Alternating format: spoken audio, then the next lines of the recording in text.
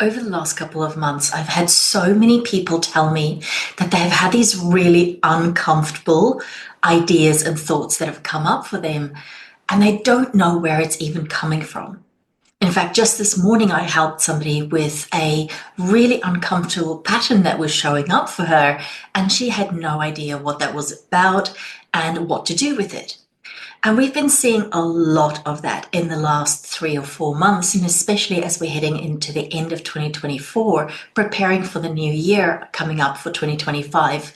We're being asked to release some of the really old egoic patterns that we have been carrying potentially for our entire lifetime. Now, there is a big difference between releasing egoic patterns and releasing the ego. And I'm just going to pause here to tell you why I don't think releasing the ego is a good thing and what we want, and why I even think it is impossible. Because our ego is actually what makes us individual. It is what individuates us from everybody else. There's no point for us being here if we were just going to be exactly like everybody else. We came here to incarnate on this earth to have our own perspective, to be a unique expression of source. And so for us to be and think the same as everyone else is actually not what we want. We want to have that individuation and that personal identity. So we don't actually want to release the ego, but we do want to release the egoic patterns and the identification with certain things that we might be really holding on to very, very tightly, even if we are not even aware of it consciously. So let me explain what that might look like. These are the things that we hold very dear about who we are as a person. And many of these things come from the time that we were very, very young. Between the ages of 0 and 7, we're actually in the same brainwave state that we're in when we're in hypnosis. So for the first part of our life, we're actually hypnotizing ourselves based on everything that is going on around us.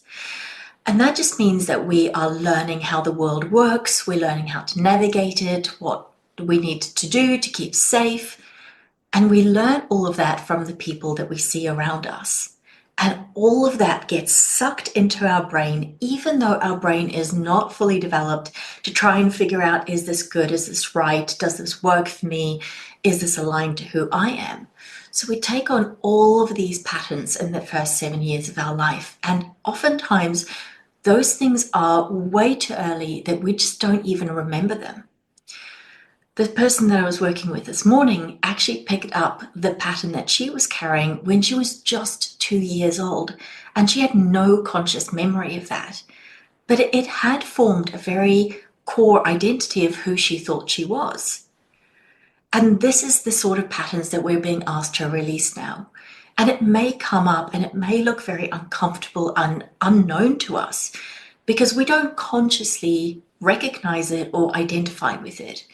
But if you sit with that, you'll feel that there is something really true about these patterns that are showing up.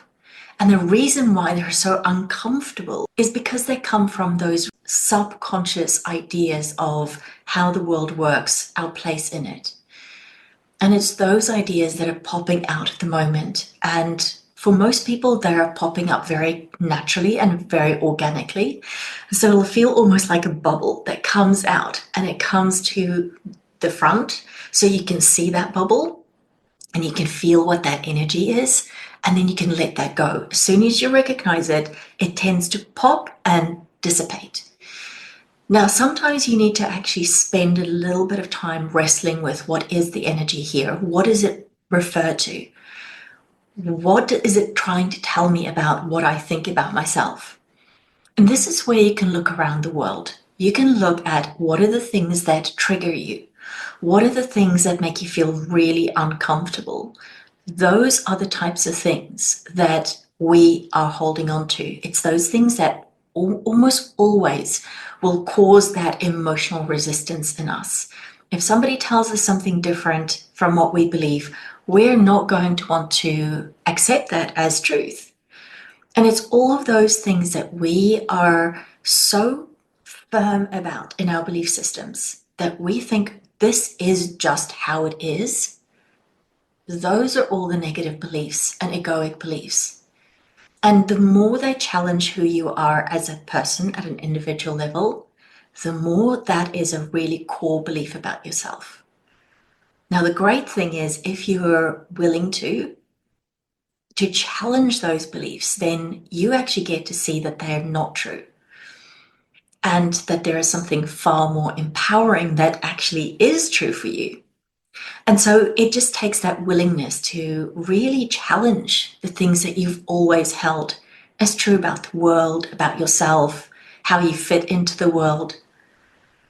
And the more that you challenge those beliefs, the more you're able to let go, the more you're able to shed that ego identity that you've built around yourself. And you get down to the truth of who you truly are. So the question you might be asking right now is, well, if I let go of that identity, then who am I? And that's why people are so scared of this ego death, because they think that there's not going to be anything left that is individuated or separate or unique about them.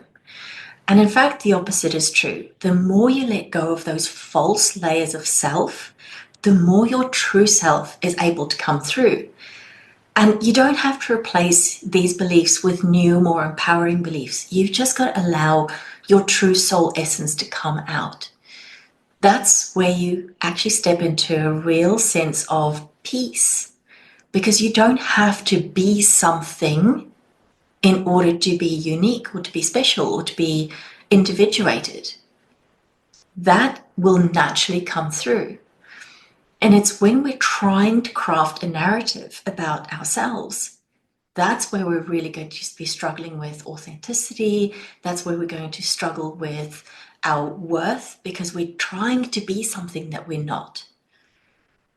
So there is such value in releasing some of those stories, some of those narratives, those identities and beliefs that we hold about ourselves. So the question for you is, what is it that is so important for you that you're holding on to? And why is it so important? What is it protecting you from? Because all of these identities that we hold are protecting us from a hurt that happened.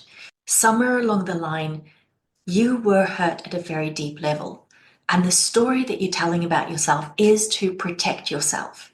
And that's why we cling onto them so tightly, because we feel that without that level of protection, again, not consciously, but very subconsciously, we feel that that is a coping mechanism. It's our way to protect ourselves from having that same hurt again.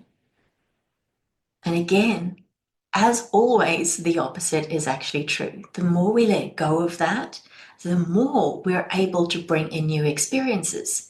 Because what's actually happening if we hold these stories and narratives around us, we're trying to complete a narrative that never really got completed properly.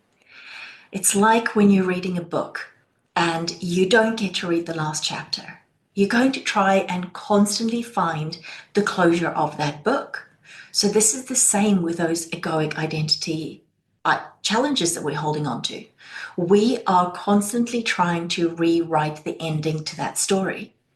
So when we have that egoic pattern that we're holding on to, it's almost like it's an attraction mechanism for the same experiences to come into our lives over and over and over again until we can write the story with a different ending. And so once we're able to pick up that pattern, what the story is, we can then add the ending and we can actually rewrite the entire story. This is one of the best things about the human experience. There actually is no past and no future. Everything that happens right now. So any history that we write is based on us remembering something, but we're creating that history right now. We can always create a completely new history until such time as you believe that history. We can keep recreating it over and over again until it becomes as real as the story that you've been telling yourself for as long as you can remember. Because we're creating that history right now in this moment.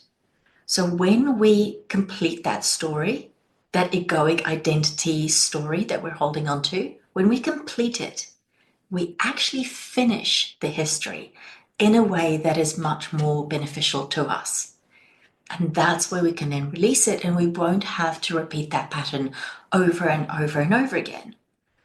So there is such value in having these feelings come up, having them pop up, be very uncomfortable, so that we can completely rewrite our story.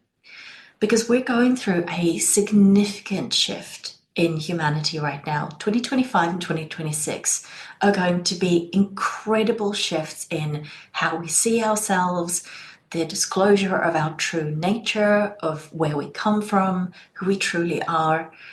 And so the more that we can heal before we get to that point, the better off we're going to be. And it's these things that are popping out that we want to be releasing, because it frees us up to bring in all of that new goodness. So the way to do this is really just to notice it, to start to look at not just what is the energy that is coming up for you, but also where are you playing that out in your life? Where are you doing that particular energy? So let's say it's inferiority. Where are you doing I'm inferior to other people? If it is restriction, then where are you doing restriction? Where are you holding yourself back because you don't think that you are able to do something? If it is abandonment, where are you abandoning yourself so that other people won't abandon you? So we have to start looking in our lives where we're playing this pattern out and how we are perpetuating the story, and then rewrite the story. That's exactly what this time is here for us to do. Now, if you need some help with that, it may actually be a really good idea to look into doing Akashic record clearing. There's many people who do these sessions. I do these sessions for my clients as well. If you want to find out more information, I will link a video down below. These processes of clearing your patterns in the Akashic records is incredibly, incredibly powerful to shift you into an entirely different timeline. And that's exactly what we're being asked to do now, is to shift into the highest timeline that is actually available for us. What do we want to experience going forward? A lot of the limitations that we've had in the past are being released now. So this is the chance where we get to get some of those old stories closed out, completed, get rid of them so that we've got a blank slate in order to create on. So I hope that gave you some insight. Drop me down below some of the things that have come up for you, some of the challenges in dealing with that. There may also be some physical symptoms along with it. So let me know what are some of the things that you're struggling with. And I'm very happy to do some more videos on how to deal with it, some of the physical things that might be coming up for you, and just in general, how do we navigate this time? There is so much happening right now at an energetic level, and where we're going as a future of humanity that is, on one hand, extremely exciting, but on the other hand, can be quite challenging to navigate on your own. So I'd love you to join me here so that we can all navigate it together, and so that we can get that guidance on where we're going and what is available for us as we go into this really exciting time. So I hope to see you in the next one. Thanks for joining me.